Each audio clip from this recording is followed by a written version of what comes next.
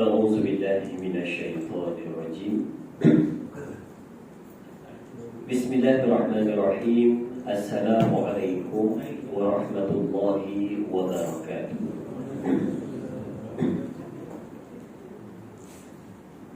الحمد لله رب العالمين والصلاة والسلام على أشرف الأنبياء والمرسلين وعلى آله وصحبه أجمعين رب اشرح لي صدري ويسر لي أمري واحلل عقدة من لساني يفقه قولي اللهم صل على سيدنا محمد اللهم صل على سيدنا محمد اللهم صل على سيدنا محمد وعلى آل سيدنا محمد لا حول ولا قوة إلا بالله العلي العظيم وبعد الحمد لله. Pertama dan selamanya syukur pada Allah Subhanahu wa Ta'ala yang saya hormati dan dikasihi seluruh pimpinan di Surah Al-Kautsar tahun 1004, Tuan Imam, Tuan Bilal, muslimin dan muslimat, ibu-ibu dan ayah-ayah yang dirahmati oleh Allah Subhanahu wa Ta'ala. Dan alhamdulillah dapat lagi kita bersama di dalam pengajian, dan hari ini hari ke-18 saja, 18 Ramadan. 12 hari sahaja lagi akan berakhirnya Ramadan tahun 1444 ataupun tahun 2023, dan sedar tak sedar sudah hampir separuh yang kedua selesai kita menjalani ibadah puasa dalam bulan Ramadan. Dan sedar tak sedar juga masa berlalu begitu pantas, rasa macam baru je masuk dalam bulan Ramadan, tiba-tiba sudah nak habis. Sekarang bulan raya sudah dikumandangkan ya, kan? Bukan kata 18 Ramadan, 2 Ramadan boleh ada orang dalam raya, kan? Pergi ke mall mana itu 2 Ramadan dalam raya. Wah, kata seronok, kan? Untuk menyambut hari kemenangan bagi semua yang berpuasa penuh di bulan Ramadan. Baik, lebih kurang dalam beberapa tempoh masa pada subuh ini, bersama-sama kita lihat beberapa pesan yang mana boleh kita jadikan sebagai panduan kehidupan, khususnya berada di bulan Ramadan. Malam tadi saya program di Kuala Ketil, di Unisham. Kalau dulu nama dia Insaniat, di Kuala Ketil. Apa itu balik Kuala ni, pukul 5 sampai berapa? Pukul 5 kita tidur ya, 5.30 bangun. Kita sampai sini, sahur depan petrol lah. Orang nak tengok play, kita buka pintu, bersila dekat pintu kereta. Wah, 2 orang. Kalau orang kata siapa dia ni, bersila dekat pintu kereta subuh-subuh. Itulah syok, kan? Dia sahur dia tak banyak sikit kan. Ada orang dia ni kalau sahur banyak lagi lapar dia. Ada orang yang tak sahur dia relax. Ada orang yang dia ni kalau makan sikit dia rasa gelisah. Dia macam-macam jenis. Ada orang yang sahur ni dia minum air saja. Baik. Mari kita melihat 5 pesanan dari Al-Abbas kepada putranya. Al-Abbas ini adalah salah seorang daripada sepupu baginda Nabi SAW, dan juga anaknya itu yang terkenal, nama anak dia adalah Ibnu Abbas. Yang tuan-tuan biasa dengar nama dia itu. Jadi cuba kita lihat apakah 5 pesanan Al-Abbas yang mana dia sebut. Dia kata apabila duduk di tengah-tengah umum ataupun di tengah-tengah masyarakat, maka kamu ini janganlah lakukan 5 perkara. Apabila kamu lakukan 5 perkara ini, maka akan hilanglah kepercayaan manusia kepada kamu, dan akan larilah manusia dari kamu, dan kamu akan mula dijadikan sebagai sesuatu yang tidak disukai oleh manusia. Maknanya 5 benda ni kalau buat, maka habis. Orang akan mula lari daripada kita. Muslimat sebenarnya sebelah dekat dewan perkahwinan. Oh, lagi besar. Kan? Kalau terawih, muat ke lagi? Muat. Tapi laki-laki lah kan? Muslimat tak muat, bos sebelah. Oh, itu bagi timbul kepala. Baik. Daripada tadi, nak tanya lupa tanya. Apa situ kan? Baik. Dan dia kata apabila dilakukan 5 perkara ini, manusia akan mula menjauh dari kamu. Maka ditanya apakah 5 perkara tersebut yang jangan dilakukan. Baik. Katanya kepada putranya disebut, iaitu yang pertama, janganlah kamu membawa rahsia manusia. Kita tenung, kita kata apa makna jangan membawa rahsia manusia? Maknanya kita kena faham dulu, rahsia ni dia ada 2. Sebab ramai orang faham, rahsia ni satu kan? Sebenarnya rahsia ini ada 2 jenis. Yang pertama, rahsia itu dibahagikan kepada rahsia yang baik. Masa bila pula ada rahsia yang baik? Rahsia ni maknanya mestilah orang tak suka. Rahsia ni orang yang nak sorok sebab tak nak orang lain tahu. Mestilah dia benda tak baik. Orang ni kita silap. Dia rahsia ni ada 2. Satu adalah rahsia yang baik. Apa maksud rahsia yang baik? Saya buat contoh bagi kita, senang dapat. Tuan-tuan ni 10 malam terakhir nak buat qiyamul perdana. Nak buat qiyamul perdana. Memang kita jemput semua, sahur, disiapkan qiyamul perdana. Jadi kita pun malam tu tak boleh tidur. Kita kata nak pergi awal sikit kan. Orang tak pergi lagi tak apa, biar saya pergi awal tu. Kita pun pukul 4 datang. Datang pukul 4. Tak ada orang ni, gelap-gelap kan. Bila mana datang pukul 4, tengok kita ingat kita boleh awal. Rupa ada lagi orang awal pada kita. Awal pada kita dengan jubah putih dalam surau semayang. Kata lain macam ni jubah putih pukul 4 dah mat. Kalau dulu di kampung-kampung dia ada satu cerita lama. Ada cerita lama. Orang tua-tua besar, kalau surau tak ada orang dia pergi, nanti ada seorang haji duduk semayang situ. Dia panggil Haji Badut. Lepas tahu cerita tu tahu, dia panggil Haji Badut. Lepas tu orang tua-tua besar, kalau nak tidur dalam surau, jangan tidur tengah-tengah. Nanti dia angkat kamu, dia letak tepi kolam. Orang cerita, orang tua-tua dulu dia cerita. Tak tahu betul tak? Kita pergi, kita tengok putih. Kita kata, siapa dia ni? Kita pun berjalan, masuk, tengok apa-apa kawan kita. Kita rasa-rasa terkejut, kita kata, dia lagi awal pada aku.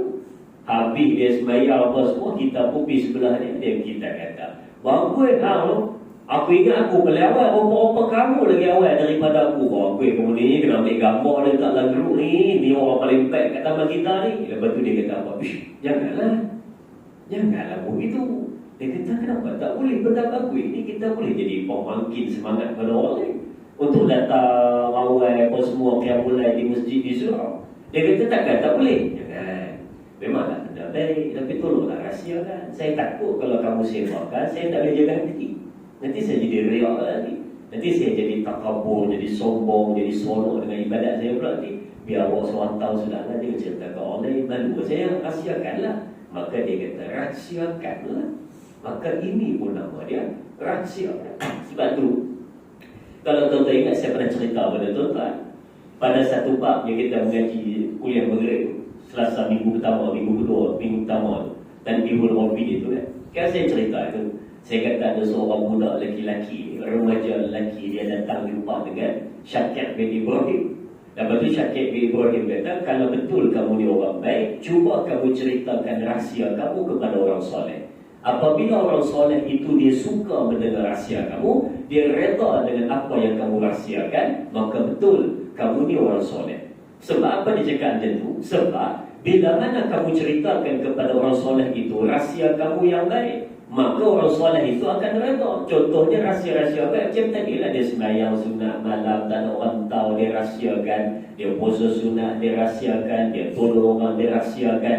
Maka rahsia ini yang diceritakan kepada orang soleh tu, orang soleh tu seronok. Maka teruskan buat, betul lah kamu ni orang baik. Tapi kalau kita cerita rahsia kita, orang soleh ni kata kita ni jahat, kita ni buat benda yang tak betul, kena perbaiki, berhenti buat benda tersebut. Dia tak reda dengan apa yang kita ceritakan, maksudnya kita ni bukan orang yang baik. Dan yang kedua adalah rahsia yang tak baik. Rahsia yang tak baik adalah macam kita tahu, benda-benda maksiat, benda-benda dosa, benda-benda yang melanggar perintah Tuhan. Maka yang inilah yang dimaksudkan rahsia yang tidak baik.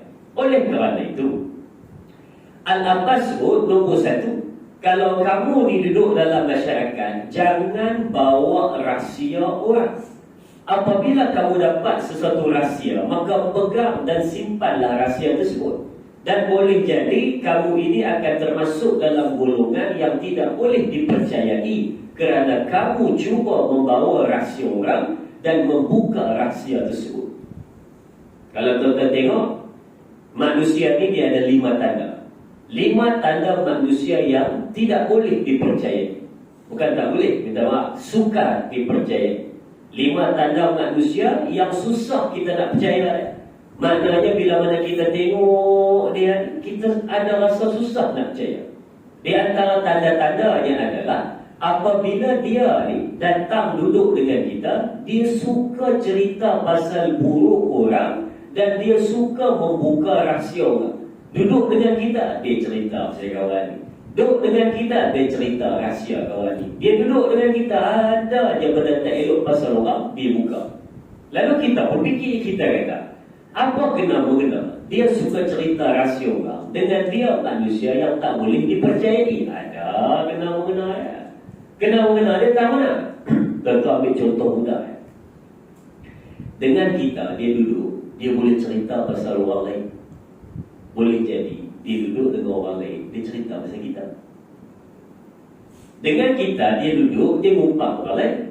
Boleh jadi dia duduk dengan orang lain, dia ngumpat pasal kita. Boleh jadi dia duduk dengan kita, dia sebut kawan ni buruk, kawan ni buruk. Tapi bila mana dia duduk dengan orang lain, dia sebut pula kita ni buruk, kita ni buruk. Dia duduk dengan kita, dia sebut, hang nak tahu kawan ni teruk, semua orang semua kata dia teruk. Bila mana duduk dengan orang lain, dia sebut kita yang kata orang tu teruk, padahal dia yang sebut. Maka oleh sebab itulah orang kata manusia yang suka bawa cerita orang, keburukan orang, rahsia orang ni, hati-hati dengan dia. Boleh jadi dia ni baik, boleh jadi dia ni memang dalam keadaan yang tidak baik. Okey, nombor 2. Siapakah pula? Nombor 2 adalah kata Al-Abbas, jangan sesekali kamu mengumpat saudara kamu di hadapan wajahnya. Apa maksud mengumpat di hadapan wajah? Mengumpat ni kita semua tahu, tak payah cerita. Dan mengumpat ni bila mana kita sebut sesuatu yang tuan punya badan tu tak suka kalau dia dengar dan kita sebut di belakang dia, tu nama dia mengumpat. Tapi yang dia sebut, dia kata jangan mengumpat saudara kamu di hadapan wajahnya. Kita pelik, kita kata mengumpat bukan kat belakang. Pasal apa dia sebut mengumpat di hadapan wajahnya? Jadi kat sini ada 2 maksud. Yang pertama, memanglah mengumpat yang kita sedia faham. Tapi yang kedua dimaksudkan, janganlah kamu kutuk saudara kamu di depan dia, di halayak ramai depan orang. Kutuk di depan orang. Kadang-kadang kita kata, saya bukan nak kutuk dia, saya nak nasihat dia. Saya nak tegur dia, saya nak nasihat dia. Saya tak ada niat langsung nak kutuk dia. Ya. Sebab kalau betul kamu nak nasihat dia, kamu mesti jaga 3 benda. Yang pertama, jangan memalukan dia. Yang kedua, jangan sampai masuk kategori kutuk. Dan yang ketiga, janganlah marah melalui nafsu. Jadi 3 benda ni kena ada. Kalau nak nasihat orang, kena hati-hati 3 benda. Yang pertama, jangan malukan.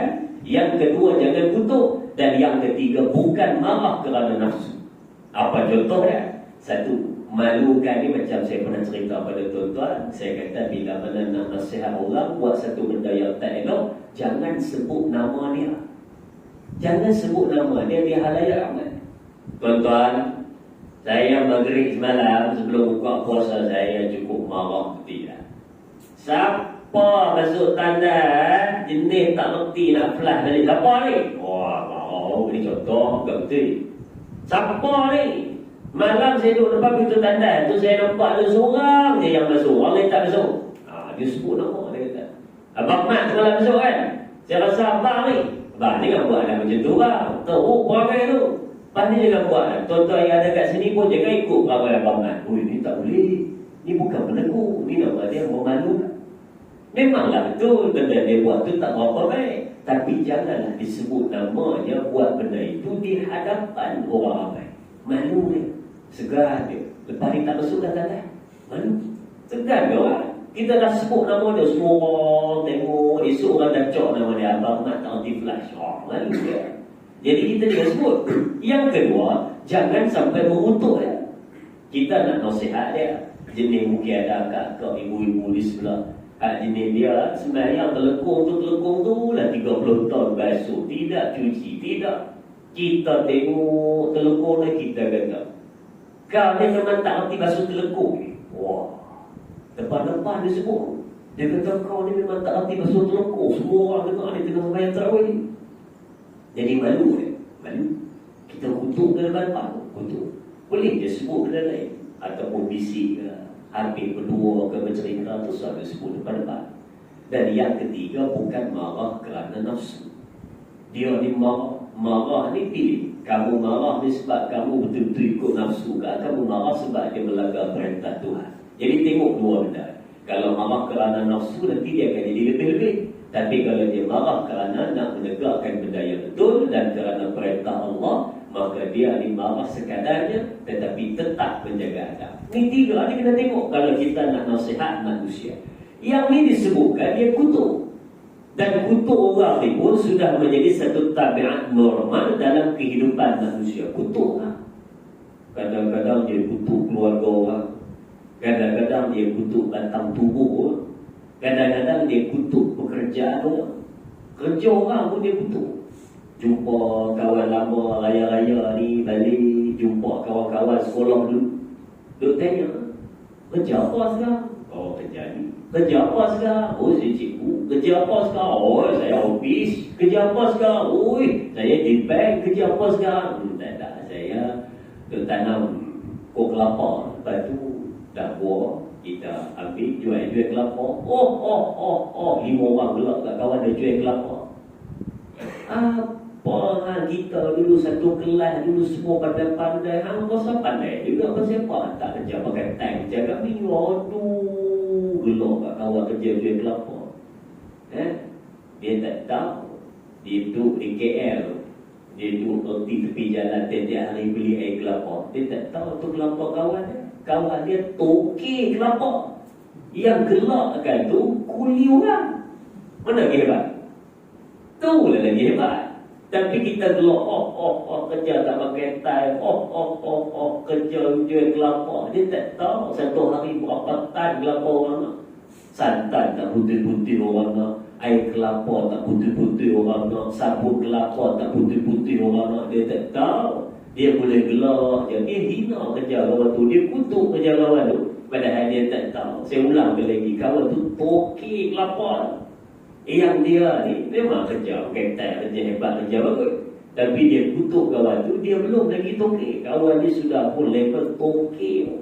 Walaupun dia duduk relax, pakai seluar sengit sebelah, pakai slipper Jepun, pakai t-shirt buruk, panjang pok kelapa.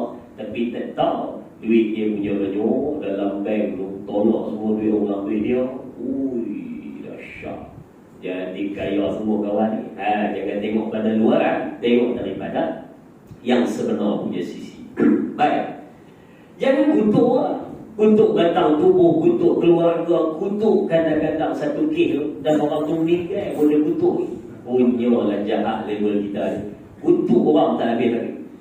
Dan yang ketiga kata Al-Abbas, jangan sesekali berdusta. Jangan bohong. Bila mana duduk bersama dengan manusia, manusia inginkan kepada kamu kejujuran dan kepercayaan. Maka hargai kepercayaan manusia kepada kamu. Jangan sesekali berbohong atau apa sekalipun. Ingat, ada satu orang sahabat. Dia jumpa dengan baginda Nabi SAW. Lalu dia tanya. Dia kata, ya Rasulullah, bagaimana saya nak elakkan diri saya daripada buat benda dosa? Lalu Nabi jawab, jangan bohong. Jangan bohong. Dia kata, apa bohong pula saya cakap benda betul ini? Dia kata dalam hati, saya nak tahu macam mana saya nak elak diri saya daripada buat benda dosa. Nabi kata, jangan bohong, jangan menipu, jangan berdusta. Lalu dia pun balik, dia fikir. Tengah-tengah jalan dia fikir. Dia kata, apa kena mengena aku minta tips macam mana nak elak diri daripada buat dosa? Nabi sebut, jangan bohong. Lalu nak dekat-dekat sampai rumah, baru dia perasan. Dia kata betul juga. Tiba-tiba betul. Tadi kata tak betul. Ni kata tiba-tiba betul juga. Apa yang betul? Sebab dia fikir. Dia kata kalau aku ni nak elakkan diri aku daripada buat dosa, salah satu cara dia adalah jangan bohong. Sebab bila mana aku buat dosa, aku kena bohong untuk tutup rahsia tersebut. Untuk tutup dosa yang aku buat dan untuk halang daripada manusia tahu benda-benda buruk yang aku buat, jangan bohong. Jadi sebab tu dia kata, jangan menipu, maka kamu akan selamat dari dosa. Kamu puasa tak balik? Saya puasa. Padahal tak puasa. Bohong. Dah sembahyang belum? Dah sembahyang dah. Oh iya Pak, ya dah sembahyang dah. Tapi tak sembahyang lagi. Bohong. Baik cakap, dalam ramai-ramai ni siapa yang ambil duit tu? Oh, siapa yang ambil? Oh, saya tak ambil, saya tak ambil, saya tak ambil. Dalam tiga-tiga ni ada seorang yang ambil, tapi dia cakap dia tak ambil. Dah bohong lagi. Sebab tu Nabi kata, jangan bohong, kamu akan selamat daripada dosa. Tapi manusia hari ini, dia bukan nak selamat diri daripada dosa, tapi dia nak selamat diri daripada dunia, maka dia bohong untuk lepaskan dia. Ada je bohong. Dia kerja, lambat-lambat, bos tanya, kenapa lewat? Bohong. Dia bangun lewat. Bangun malam tadi tengok bola kot. Oh, tengok game ni. Lepas tu bangun lewat. Besok kerja pukul 8, pukul 10 baru sampai. Orang tanya, kenapa lewat? Dia kata, saya baru 5.30 saya dah bangun. Habis tu pasal sampai kerja pukul 10. Oh, saya nak keluar apa semua. Ada orang minta tolong sebelah rumah saya tolong dia pindah dulu. Lepas tu saya nak keluar tengah jalan, kurang-kurang melintas jalan lah, terpaksa bagi dia lalu dulu. Wah, kata, bila sampai tempat kerja, pukul 10 lepas. Macam mana? Dia kata, sebab saya tolong orang, bukan buat lain. Wah, kata betul. Betul, takkan saya bohong. Saya kerja sini lama, dia kata. Jadi bos kata, tak apalah. Lain-kali dia macam tu, dia cepat sikit. Kita kerja banyak ni. Wah, bos tak jadi marah. Tapi masalah dia bohong. Cuba cakap benda betul. Dia kata, tak boleh kalau saya cakap benda betul. Nanti bos marah saya. Biarlah orang marah kita kerana kita jujur, daripada orang percaya kepada kita tapi kita ni menipu. Sebab tu orang tua-tua dulu, dia buat keluar satu pantun peribahasa, dia kata apa? Siakap senohong, gelama ikan duri. Bercakap bohong, lama-lama muncul. Dan tuan-tuan kena tahu, orang tua-tua dulu-dulu kalau dia buat pantun, dia buat peribahasa, dia bukan saja-saja guna pembayang tu saja-saja. Dia mesti ada kena mengena dengan kehidupan. Sebab apa dia sebut ikan siakap depan-depan? Saya tahu. Dulu kita tak perasan kenapa dia guna ikan siakap. Tapi 2 tahun lepas baru kita tahu kenapa dia letak ikan siakap kat depan. Rupa-rupa siakap bohong. Betul ingat siakap 1000? Nampak? Sebab tu dia letak ikan siakap tu kat depan. Kalau dia letak ikan lain kat depan, mesti orang bohong pakai ikan lain. Ini siakap depan. Oh, siakap tu. Siakap, senohong, gelama, ikan duri. Oh. Tapi tuan-tuan jangan percaya habis. Orang biasanya kalau dia buat pantun, dia buat maksud dulu, baru buat pembayang. Jadi dia carilah yang mana nak kena dengan maksud tu. Dia ambil perkataan tu. Kan tuan-tuan kat sini buat pembayang dulu baru maksud. Tu salah tu betul. Orang mesti maksud dulu baru pembayang. Dan kalau tuan-tuan tanya saya, dalam banyak-banyak pantun, pantun apa yang paling susah sekali? Pantun berapa kerak? Pantun paling susah sekali adalah pantun 2 kerak. Paling susah pantun 2 kerak. Kita pun kata apa yang susah pantun 2 kerak? 2 kerak je pun. 2 kerak je pun. Dia sebab dia susah bukan kerana 2 kerak. Yang susah kerana tuan-tuan nak menyampaikan sesuatu maksud hanya dengan 4 patah perkataan. Susah. Susah. Ini siakap, senohong, gelama, ikan duri. Bercakap bohong, lama-lama mencuri. Tuan-tuan, ada 2 baris. Boleh tahan kira ni? Ini hanya sebaris je dan biasanya ada 4 patah perkataan. Tuan-tuan nak sampaikan sesuatu maksud. Ui, susah. Dia memerlukan kepada pemikiran yang sangat tinggi untuk siapkan pantun 2 kerak. Tapi kurang lah. Kadang-kadang dia ada banyak. 2 kerak, 4 kerak, 8 kerak, 12 kerak, 10 kerak. Macam-macam pantun orang dulu. Tapi sekarang orang dah jarang nak guna guna pantun. Baik. Yang biasanya sekarang kat tandan. Burung merah. Apa? Burung merah ikan lampang. Tu ada satu ustaz sebut kat dalam YouTube. Lepas tu saya pergi mana masjid, tu tak betul pantun tu ada dalam tandas. Saya kata betul-betul dimanfaatkan lah. Burung merah ikan lampang lepas berak harap pak. Wah, kata dahsyat daripada.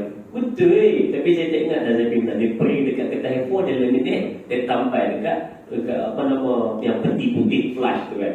Saya kata betul-betul manfaatkan tu pantun tu. Baik, tapi kalau tak flash juga lagi tak tahu nak kata apa. Tapi pantun dia depan muka tu. Baik. Yang ketiga dia sebut jangan berdusta, jangan bohong. Yang keempat, jangan sesekali melanggar perintah Tuhan. Disebutkan kat sini dalam 5 yang Al-Abbas disebut, yang nombor 4 dia lah yang paling orang pelik. Nombor 4. Sebab nombor 1 ada kena mengena dengan manusia. Nombor 2 ada kena mengena dengan manusia. Nombor 3 ada kena mengena dengan manusia. Nombor 5 ada kena mengena dengan manusia. Nombor 4 dia tak ada. Secara asas, secara kasar kita tengok tak ada. Sebab dia kata jangan sesekali melanggar perintah Tuhan. Kita kata dia langgar perintah Tuhan, dia buat dosa yang manusia tak suka pada dia ni. Kenapa? Tak nak kena mengena dengan manusia pun. Saya buat dosa, saya punya hal. Manusia buat dosa, dia punya hal. Masing-masing punya hal. Apa pula ada kena mengena dengan manusia pula tak suka pada kami? Jawapan dia ada. Sebab apabila satu orang manusia dia langgar perintah Allah Subhanahu wa taala, di antara benda yang akan tercabut daripada dia adalah 3. Yang pertama keredaan Allah, yang kedua kerahmatan kasih sayang Allah dalam hidup dia, dan yang ketiga adalah peluang dia ada dapatkan rezeki dari Allah Subhanahu wa taala. Maka 3 benda ni akan pergi daripada dia. Maka salah satunya adalah kasih sayang Allah. Tentu ingat, apabila Allah sayang kepada seseorang makhluk, maka Allah akan perintahkan seluruhnya ada di langit, di bumi, di lautan akan cinta dan sayang kepada makhluk tersebut. Maka bila mana Allah mula murka kepada seorang hamba ni, maka tidak mustahil manusia pun mula tak suka kepada dia. Sebab dosa. Jadi hari ni kita kena fikir, kalau kita ni dah elok perangai, tapi tiba-tiba orang tetap tak suka pada kita. Kita tolong orang tak ucap terima kasih kepada kita. Kita buat baik, tapi orang tak suka kita. Kita ni buat benda elok, tapi orang tetap nampak kita ni macam tak berapa baik. Jangan salahkan manusia tu dulu. Apa mereka ni orang dah tolong langsung tak ucap terima kasih. Apalah mereka ni orang bantu buat benda baik langsung tak ada appreciate. Appreciate ya. Tak appreciate. Itu saya baca di satu tempat. Dia kata kehidupan ni 3. Kehidupan ni 3. Tapi mesti Inggeris ni ya. Kalau saya salah sebut tuan-tuan bukti. Dia kata kehidupan ni 3. Apabila kita ni nak jadi seorang hamba Allah yang baik, maka dia ada 3. E. Apa E? Satu, ask. ASK, ask. Betul tak? Sebut dia, ask. Yang kedua, action. Dan yang ketiga adalah appreciate. Jadi kita kata apa dia 3 ni? Ask, action, appreciate. Rupa-rupa dia kata kehidupan ni 3. Kalau kamu nak jadi hamba yang baik, yang pertama rajin meminta. Minta. Dia gunakan istilah ask. Tanya, minta.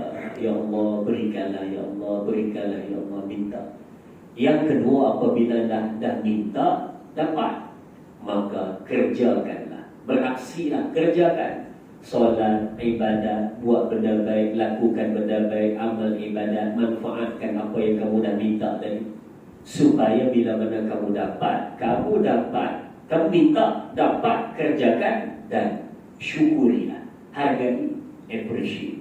Jadi dia kata kalau 3 benda ni ada pada kamu, insya-Allah layak kamu dipanggil sebagai seorang hamba yang baik. Masalahnya hari ni kita minta pun tidak, aksi pun tidak, appreciate pun tidak. Tak pernah minta langsung, tak ada apa. Sampai kadang-kadang ada yang dia berani sebut dalam hidup dia. Dia kata, saya ni bukan saja tak berdoa lepas sembahyang. Habis tu kenapa? Sebab saya tak tahu nak minta apa. Wah, Saya tak tahu nak minta apa dia kata.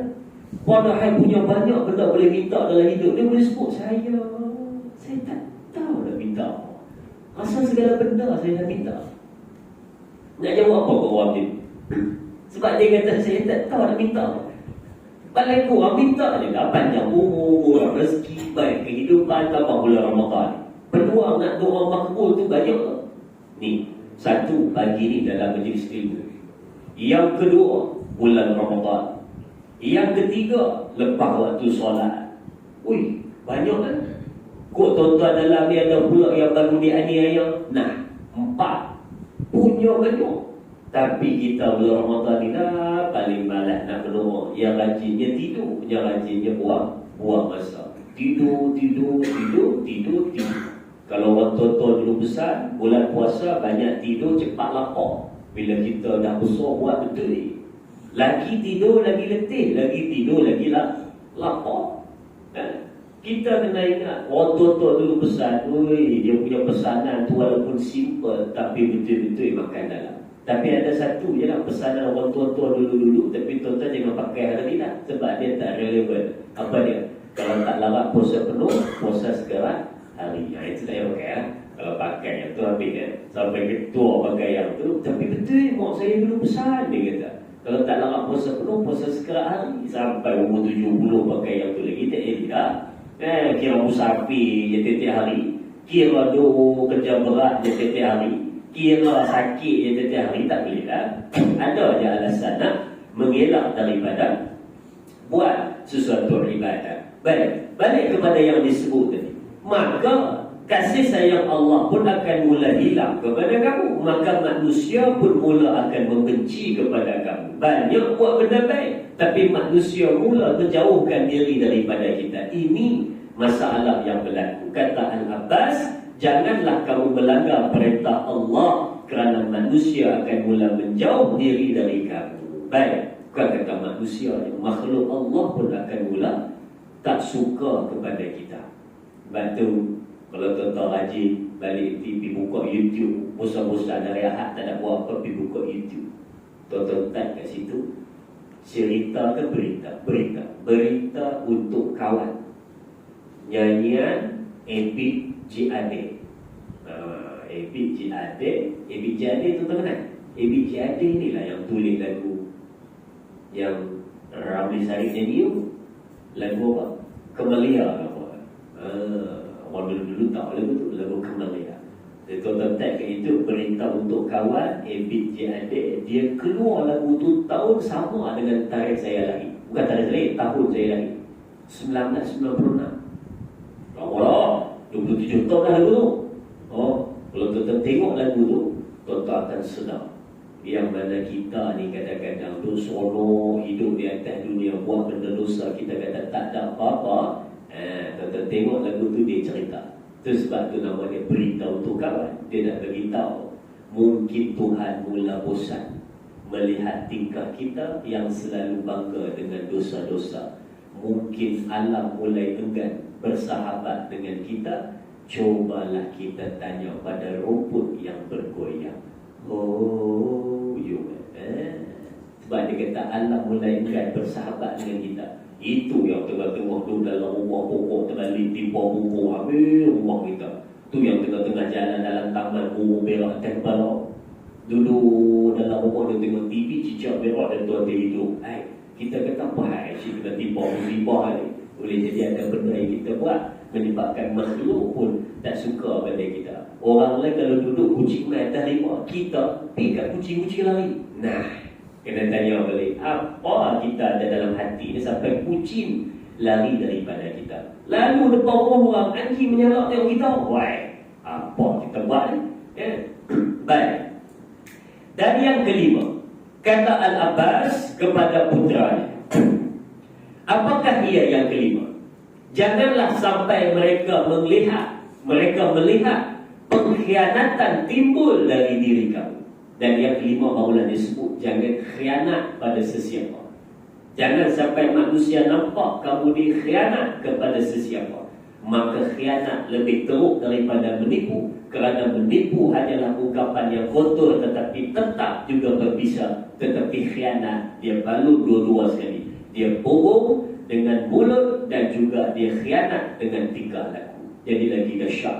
Diberi pada kita sesuatu amanah, maka buat sungguh-sungguh amanah yang kita dapat. Sebab bila mana kita ni dapat satu amanah, kita buat tak betul, maka kita dapat amanah dan kita ni agak remeh-temeh amanah itu. Tuan-tuan jangan nampak amanah tu hanya sekadar kita ni dapat jawatan, lepas tu kena kerjakan. Tidak, amanah ni banyak pada diri sendiri, pada keluarga, pada jiran, pada ahli karya. Bila mana kita duduk di masjid, di surau, banyak amanah ni. Kalau tuan-tuan tak laksanakan betul, apa kita nak jawab di hadapan Allah Subhanahu wa ta'ala. Sebab itu kalau tuan-tuan ingat, ada satu kisah yang berlaku kepada Sayyidina Umar Al-Khattab dan juga kepada Abu Hurairah radhiyallahu anhu. Dia nak bagi tahu kepada kita, cerita ni dia punya main ataupun dia punya tajuk utama dia adalah berkenaan dengan sesuatu amanah yang diberikan kepada kamu. Baik. Berlaku pada zaman pemerintahan Sayyidina Umar Al-Khattab. Saya pendekkan cerita dia panjang. Berlaku pada zaman pemerintahan Sayyidina Umar Al-Khattab, dihantar Abu Hurairah ke satu negeri untuk menjadi cabinet. Yang benar ni kalau zaman sekarang istilahnya jawatan dia apa? Betul kan tak? Ha? Oh ya? Oh, itulah jawatan ketua. Itulah di satu tempat lah, cabinet. Jadi dihantar. Lepas tu buat kerja. Saya pernah cerita betul-betul tapi lama dulu, masa mula-mula bayar dulu 3 tahun lepas, 4 tahun lepas, 2 tahun lepas. Dia bayar. Jadi bila mana dah buat tugasan dia, suatu hari ni ada orang datang report kepada Sayyidina Umar, bagi tahu yang mana Abu Hurairah ni seperti mana ada benda yang mencurigakan pada dia. Dia kata apa dia orang ni mencurigakan. Maka bila mana ditanya apa dia yang mencurigakan, dia kata, Tuan Sayyidina Umar, kami tengok Abu Hurairah dia pakai jubah mai. Dia pakai jubah mai. Dia kata pelik tu. Betul ke gaji dia cukup boleh beli jubah mai? Kita kena cek ni. Kita kena semok ni. Kenapa ni dia boleh beli ni? Jadi Sayyidina Umar pun dah dengar report banyak ni. Maka dipanggil lah Abu Hurairah. Dipanggil. Bila mana panggil datang menghadap, belah kali ditanya. Dia kata kita straight to the point kan? Kita tuai. Nak tanya sikit. Dia kata kamu pakai jubah mahal? Betul juga. Dia kata ada tapi tak ada lah mahal sangat. Jubah apa? Jubah kain cotton. Kalau zaman tu kulit murah, cotton mahal. Tapi zaman sekarang dia terbalik. Cotton pula murah, kulit yang mahal. Jadi dia kata betul ada. Pakai jubah kain cotton ada. Mahal tu tak berapa mahal lah, tapi betul mahal. Jadi nak tanya, dapat duit pada mana beli? Itu yang jam. Dia tanya dapat duit mana beli? Kalau tengok pada kamu punya gaji, lepas tu kamu punya kegunaan setiap bulan ni, nak rasa tak cukup ni kalau nak beli ni. Beli mana? Jadi ditanya, dia pun jawab. Dia kata macam ni tuan. Saya ni istilah saya tu tadi kau faham. Dia jawab itu lah istilah tapi senang faham. Dia kata saya ni sebelum office hour saya hanya cari kayu. Lepas office hour habis saya punya kerja hakiki saya pergi jual kayu. Jadi duit itu saya kumpul cukup, saya belilah jubah yang saya nak. Tengok hebat dia Abu Hurairah ni. Dia nak satu benda, dia target, dia kumpul duit dapat beli. Ni dia ajar pada kita macam mana nak menang.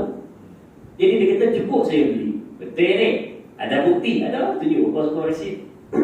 Jadi dia kata baiklah. Okeylah kalau macam tu, maka betul lah. Saya pun percaya kamu ni seorang yang bagus. Baik, balik sambung buat kerja. Sambung buat kerja. Habis zaman pemerintahan Sayyidina Umar, masuk zaman pemerintahan Sayyidina Uthman. Dipanggil untuk sambung kontrak. Disuruh sambung lah, jadilah. Dan sebab kamu kan ada apa-apa, okey buat kerja semua orang suka, maka teruskan. Tapi dia tak mahu. Dia tolak. Dia kata saya tak nak, minta maaf. Orang kata kenapa tak nak? Kamu punya bagus buat kerja, kenapa tak nak? Sambung je lah. Dia kata macam ni, bagilah pada orang lain yang lebih layak dan berani memegang amanah ini. Kata, ish, kenapa pelik dengan jawapan dia ni? Apa yang berlaku ni macam kita? Dia kata macam ni. Saya ni, masa zaman pemerintahan Sayyidina Umar, saya pernah dipanggil kerana saya ni, orang kata beli jubah ke botol ni, saya pakai duit orang. Tak, dia kata, saya pakai duit saya sendiri. Dah tu? Iyalah. Bila mana saya dipanggil depan Sayyidina Umar tu, Tuhan dia yang tahu betapa takutnya saya. Masa saya disoal tu, separuh mati tu, saya punya takut. Itu di depan Sayyidina Umar. Saya tak dapat bayang macam mana takutnya saya apabila disoal di hadapan Tuhan. Jadi dia kata, bagilah kepada orang lain, saya berundur diri. Tengok, dia punya bagus, buat kerja pun dia takut macam mana nanti nak disoal di hadapan Tuhan. Kita hari ni punya banyak benda silap kita buat, relax je hidup. Ni benda yang kita kena tengok ni, khususnya berkenaan dengan setiap amanah yang kamu dapat dalam kehidupan, maka janganlah khianati, maka nanti akan dipersoal di hadapan Allah Subhanahu wa ta'ala. Awal-awal kena tanya ni, kamu atas dunia ada diri kamu sendiri. Macam mana kamu gunakan setiap daripada anggota kamu? Kan ditanya dalam 4 soalan tu. Anggota kamu, ke mana kamu binasakan? Ada kamu khianat pada diri kamu ataupun kamu gunakan sebaik mungkin? Tu mula-mula ditanya. Maka barulah ditanya pada orang ni. Kita punya tanggungjawab pada isteri ataupun suami kita, kepada anak-anak kita, kepada masyarakat kita, kepada ibu bapa kita, kepada seluruh muslimin muslimat, apa yang kita buat. Jumaat tadi saya sembahyang di Pandan Jaya. Lepas bayang Jumaat, mereka buat solat hajat untuk Palestin. Kan? Bagus. Buat solat hajat untuk Palestin. Kan sekarang macam berlaku kan. Siaran kita sini seolah gelak-gelak daripada sana kesian. Ada orang kadang-kadang bila mana buat solat hajat, dia marah. Dia kata, no, apa kan kena buat solat hajat pula? Kita di sini macam ni, solat hajat untuk orang lain pula. Jangan gitu. Kan kita ni bersaudara. Kita ni sama-sama Islam. Bila mana kawan dan saudara kita ditimpa musibah, kita mestilah nak kena ada satu rasa belas kasih. Kita tak dapat tolong di bawah senjata, doa kan pun jadilah. Ini dia marah lah. Dia kata, apa kena mengenal kita lah ni? Orang nak balik tiba-tiba suruh membayar hajat pula. Bukan orang pasar. Orang kata, itu tuan-tuan, siapa yang berkelapangan lepas bayar Jumaat ni, kita ada solat hajat untuk sahabat-sahabat keluarga kita di Palestin. Jadi kita doakan semoga mereka selamat dan juga kembali tenang menghadapi bulan Ramadan ini. Orang kata siapa-siapa yang berkelapangan, bukan orang pasar. Ni marah. Kata macam kadang-kadang kita ni. Ni kita ni seumpama satu binaan. Kalau cubit paha kiri, paha kanan terasa. Kalau kita tengok tak rasa apa, maka boleh jadi belum sempurna lagi keimanan kita. Ditanya, tanggungjawab kamu kepada keluarga, tanggungjawab kamu kepada seluruh muslimin muslimat, maka semua akan ditanya nanti di hadapan Allah Subhanahu wa ta'ala. Jadi, adakah kamu ini termasuk dalam manusia yang khianat ataupun sebaliknya, mengkhianati setiap apa yang datang? Dan juga disebutkan di sini, jangan khianat kepada nikmat yang Allah berikan kepada kamu. Apa maksud khianat pada nikmat? Iaitu bila mana dapat nikmat, dia bukan jadi hamba yang bersyukur, tetapi jadi hamba yang sebaliknya, meniru serba sedikit apa amanat yang telah ditinggalkan oleh Qarun yang sangat dimurkai Allah. Ini maksudnya khianat pada nikmat yang diberikan. Kalau kita buka pada bab sabar, dia ada 2. Sabar dia ada 4. Tapi bila mana dalam bab, kalau saya tak silap, kitab Bimbingan Mukmin disebut ada 2. Ada 2. Satu, sabar dalam taat. Yang kedua, sabar atas maksiat. Ada 2. Tapi kalau yang kita buka betul, dia ada 4. Sabar atas taat, sabar atas musibah, sabar atas nikmat, sabar ketika mana berlaku kemaksiatan, peluang nak buat maksiat datang depan mata. Jadi 4 jenis sabar ni. Kita ambil yang nombor 3 saya sebut tadi, sabar di atas nikmat. Kalau orang ni dia tak nak jadi manusia yang khianat kepada nikmat yang Allah berikan kepada dia, maka dia kena ada salah satu daripada 4 tadi. tadi? Iaitu sabar atas nikmat. Bila mana nikmat datang, maka fikirkanlah apa yang boleh kita lakukan untuk memanfaatkan nikmat yang datang pada kita supaya tak jadi manusia yang khianat pada nikmat yang datang. Sebagai penutup, tuan-tuan, di bulan Ramadan ni kita ni selalu tanya. Kita kata, saya ni kalau nak sedekah duit raya, dia kata, dalam bulan Ramadan ke luar bulan Ramadan? Dalam bulan Ramadan ke hari raya, dia kata. Oh, saya dapat soalan tu sebelum masuk Ramadan. Lu orang tanya, masa buat program Ihya Ramadan, ada budak tanya, budak Institut Kemahiran. Dia kata, bagi duit raya lagi elok dalam bulan Ramadan ke luar bulan Ramadan? Jawapan dia paling cantik sekali, dalam bulan Ramadan. Tapi bila mana kita pergi dalam bulan Ramadan, dia tak jadi duit raya. Maka yang syoknya bagi hari raya. Jadi macam mana nak dapatkan dua-dua? Caranya adalah bagilah dua-dua. Dalam bulan Ramadan bagi sedekah, masa hari raya pun bagilah. Dalam bulan Ramadan dah bagilah pada orang. Bila orang datang orang kita hari raya pun, kita bagilah, kita usah banyak-banyak. RM1 seorang sudah. Kan? Tapi kalau tuan-tuan bagi RM1 seorang, budak-budak zaman sekarang, dia buka sampai depan kita, dia tanya, what is this? Ni apa benda ni? Dia kata, dia tak pernah tengok dia RM1 sekarang. Di sekolah balik kurang RM5 dia bawa. Dia kata, apa benda ni? Dia tak pernah tengok lebih-lebih macam ni. Dia kata, paling kurang di sekolah RM5. Kan? Tapi dah orang bagi, ambil je lah. Kupu-kupu banyak kan? Dia dapat kan? Maka jomlah sama-sama kita bersedekah. Janganlah kita ni bila mana orang datang rumah kita, kita buka pintu, keluar kepala tanya, nak makan ke nak duit? Ui, kalau ada lagi orang jenis macam itu, sebab apa tau? Cerita sini habis sini tau. Dulu saya kecil-kecil, saya pergi rumah orang, ada orang tanya macam tu. Dia keluar kepala ke pintu itu, dia tanya, nak makan ke nak duit? Sampai pulang, kan siapa dia? Itu kita kata, nak makan? Betul ni? Dia tanya lagi, betul ni? Bagi masuk buka je tak nak bagi makan. Sebab dia tahu dia kata budak bukan makan pun lah. Kita buang lah bagai tu. Walaupun dia datang, dia tak makan, tapi dia tetamu tu. Dia bawa rahmat tu. Habis tu kalau kami hidang, nanti tak makan, bazir. Siapa suruh hidang? Tak payah hidang. Zaman sekarang ni zaman dah maju, dunia dah moden. Tuan-tuan bubuk air dalam balang besar tu. Lepas tu kalau dia nak, dia tuang. Kalau tuan-tuan ada makanan, contoh ada mirbuih ke laksa, kalau tuan-tuan tak payah cedokkan siap-siap, bubuh tak payah. Bubuh dia situ, kalau dia nak dia ambil, kalau dia tak nak dia tak ambil. Jadi apa yang membazir dia? Yang membazir itu kita bubuhkan siap-siap, bubuh depan dia, harap dia makan bagi habis. Tak lah. Jadi bubuh itu kan, dia kejap lah. Dia duduk sampai 3 minit, lepas tu dia akan keluar satu ayat yang paling ditakuti oleh tuan rumah. Tuan-tuan tahu ayat dia apa? Dia tak sebut raya. Dia kata je, pakcik, kami nak balik. Dia sebut pakcik saya nak balik. Itu ayat paling ditakuti oleh tuan rumah ketika pada hari raya. Pakcik, kami nak balik. Kita senyap, kita tak jawab. Jadi dia akan balun sekali lagi, pakcik, kami nak balik ni.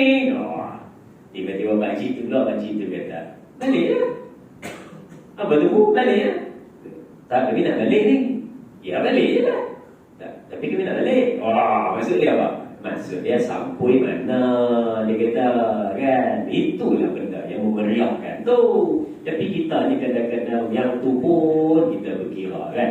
Jomlah kita jadi orang yang saling bersedekah di antara satu sama lain dan memberikan keceriaan di hari raya.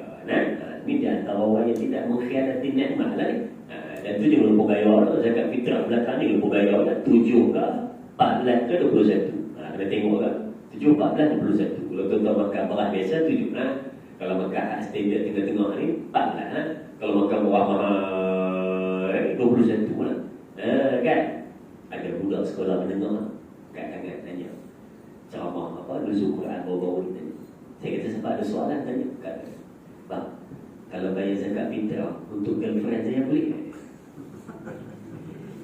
Dia tunggu kok. Kalau saya bayar zakat fitrah untuk girlfriend saya boleh? Dia kata, mana boleh, itu bukan nak punya tanggungan, nak beli pula kan. Tiba-tiba nak bayar untuk girlfriend zakat fitrah, pergi sekolah, beg sekolah pun mau beli lagi. Tiba-tiba nak bayar zakat fitrah untuk girlfriend kan. Tak kan. baru sekolah menengah tu dah fikir gitu lah. Dia macam-macam jenis soalan doktor sekarang. Kadang-kadang nak jawab rasa marah, tapi tak jawab, dia tak tahu. Tetap ni nak habis hari, kita buat soal jawab sikit. Itu ni cerita betul tak bohong ni. Saya cukup geram soalan budak ni. Dia tanya, ni berlaku di Sepang. Kalau tuan-tuan tak percaya, tuan-tuan pergi pejabat luar Islam daerah Sepang, tuan-tuan tanya, betul tak ada budak tanya soalan macam ni? Budak remaja.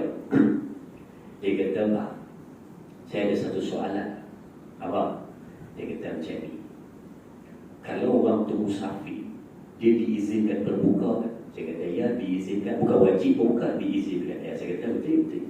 Cara dia nak tanya tu macam smart tu. Nampak macam pandai habis. Lepas tu dia kata, saya ada dua soalan pasal musafir. Yang pertama dia kata, musafir tu pindah pada satu tempat ke satu tempat. Saya kata, ialah pada asasnya. Pada asasnya ialah, dia kata. Lepas tu, dia kata, kalau abang-abang yang kerja menghantar makanan tu, yang kerja-kerja menghantar makanan tu, dia boleh buka puasa. Saya kata, sudah kawan. Dia kata, boleh tak? Dia kata, okey, soalan kedua. Soalan kedua. Kalau lah dia kata, petang-petang, saya berjalan, bawa motor, pusing, saya punya taman perumahan, bagi cukup 90 km. Saya boleh tak buka puasa? Dia kata, saya kata, budak ni dia macam soalan. Jadi saya kata kat dia, boleh tak kalau saya ringkaskan soalan awak? Panjang sangat tadi. Dia kata, boleh ringkas lagi bagus. Dia kata, kalau saya ringkaskan awak punya soalan, bunyi dia akan jadi macam ni. Bang, kalau saya tak nak puasa boleh tak? Tu je pun. Dia kata, kalau tak nak puasa boleh tak? Tu je rasanya dia nak tanya. Dia tanya, boleh ke orang yang bawa ni apa hantar makanan tu buka puasa? Saya kata, ya tu mana boleh. Walaupun dia ni kerja, pergi sana, pergi sini, pergi sana, pergi sini, tak boleh. Dia tak termasuk dalam golongan yang diizinkan berbuka puasa. Sebab golongan yang diizinkan berbuka puasa ni ada 5 ya. Yang pertama musafir, yang kedua sakit kronik, yang ketiga orang tua yang terlalu, yang keempat ibu hamil ataupun yang menyusukan bayi, dan yang kelima orang yang kerjanya terlalu berat. 5 ni dah diizinkan berbuka. Ingat, diizin bukan wajib, diizinkan berbuka. Dia tak termasuk dalam ni, kecuali kalau dia bawa motor tu, dia dah habis dah, betul-betul terhidrasi dah badan ni, kering habis badan. Tiba-tiba apa nak pintar bawa motor, maka yang tu dia dalam kategori lain. Tapi steady elok, sambil bawa motor, sambil boleh menyanyi balik kampung, tak salah kot. Jadi terus puasa, dia tak termasuk. Dan yang kedua ni, dia kata kalau pusing taman perumahan cukup 90 km, adakah boleh buka puasa? Sebab dia kata 2 marhah dah saya jalan. Saya jawab pada dia, boleh. Boleh. Dia kata, saya kata boleh. Tapi pusing taman perumahan tu sampai azan maghrib. Faham tak? Saya kata, faham. Saya kata, maksudnya tak boleh lah. Ini pusing taman perumahan 9, bukan kata 90. Kalau dia pusing taman perumahan sampai 1200 km pun, tetap tak boleh. Dah taman perumahan je kan, pusing-pusing bagi habis punya motor ni kenapa? Kau rumah dia tidur, tak ada masalah. Ini saja, pusing bagi cukup 90. Tak ada kerja sungguh. Tapi saya tak berapa marah dengan soalan tu. Sebab apa? Sebab dia tanya tu, walaupun soalan dia nakal, tapi baguslah dia tanya, takut ada orang salah faham. Orang kata, musafir, aku musafir. Maka buka, tak boleh kan. Kira musafir je tiap hari, jenuh juga. Kan? Jadi itulah ceritanya. Kadang-kadang kita ni terlepas pandang. Jadi sebagai kesimpulan daripada apa yang disebutkan Al-Abbas sebentar tadi, katanya apa? 5 perkara yang jangan kamu lakukan ketika mana kamu duduk di tengah-tengah masyarakat, supaya masyarakat tetap sayang dan mencintai satu sama lain, kerana amalan ini adalah amalan yang tidak disukai oleh Allah dan juga tidak disukai oleh manusia umumnya. Itulah ceritanya. Yang pertama, jangan bawa rahsia manusia. Yang kedua, jangan kutuk manusia. Yang ketiga, jangan menipu. Yang keempat, jangan melakukan benda dosa. Dan yang kelima, jangan sesekali mengkhianati sesiapa ataupun mengkhianati nikmat yang datang kepada kamu. Wallahu a'lam. Mari kita tutup dengan doa, insya-Allah. أعوذ بالله من الشيطان الرجيم بسم الله الرحمن الرحيم الحمد لله رب العالمين والصلاة والسلام على أشرف الأنبياء والمرسلين وعلى آله وصحبه أجمعين. اللهم اغفر لنا ذنوبنا ولوالدينا وارحمهم كما ربونا صغارا. بسم الله الذي لا يضر مع اسمه شيء في الأرض ولا في السماء وهو السميع العليم. Ya Allah, andai ada dalam majlis ini yang sakit, kau sembuhkanlah. Andai ada yang berhutang, kau langsaikanlah. Andai ada yang bergaduh, kau damaikanlah. Andai ada yang bermasalah, kau bantulah ya Allah. Ya Allah, ya Rahman, ya Rahim, satukan hati-hati kami, satukan hati-hati kami, satukan hati-hati kami. Ya Allah, jadikanlah kami golongan yang imannya sempurna, yang menunaikan segala kewajiban, memelihara salat dan menunaikan zakat, dan mencari segala apa yang baik di sisi-Mu ya Allah. Jadikanlah kami golongan yang dikumpulkan bersama dengan para nabi, siddiqin, syuhada dan orang saleh. Jadikanlah kami golongan yang bahagia, yang mana diterima amal kebaikannya, dan janganlah jadikan kami golongan yang duka cita dan celaka, yang mana ditolak amal kebaikannya. Ya Allah, ampunilah dosa kami, dosa kedua ibu bapa kami, dosa guru-guru kami, dosa muslimin muslimat ya Allah, dosa mereka yang banyak mengajarkan kami tentang kebaikan, dan dosa mereka yang kami doakan kebaikan kepada mereka ya Allah. Ya Allah, jauhkan kami dari wala, wabak, bencana dan khusus yang utama kejahatan jin dan manusia. Ya Allah, berikanlah kami kesempurnaan pada Ramadan, supaya kami keluar pada Ramadan tahun ini menjadi hamba Allah yang bertakwa, yang bersyukur dan yang jujur. Rabbana آتنا في الدنيا حسنة وفي الآخرة حسنة وقنا عذاب النار. وصلى الله على سيدنا محمد وعلى آله وصحبه وتبارك وسلم والحمد لله رب العالمين.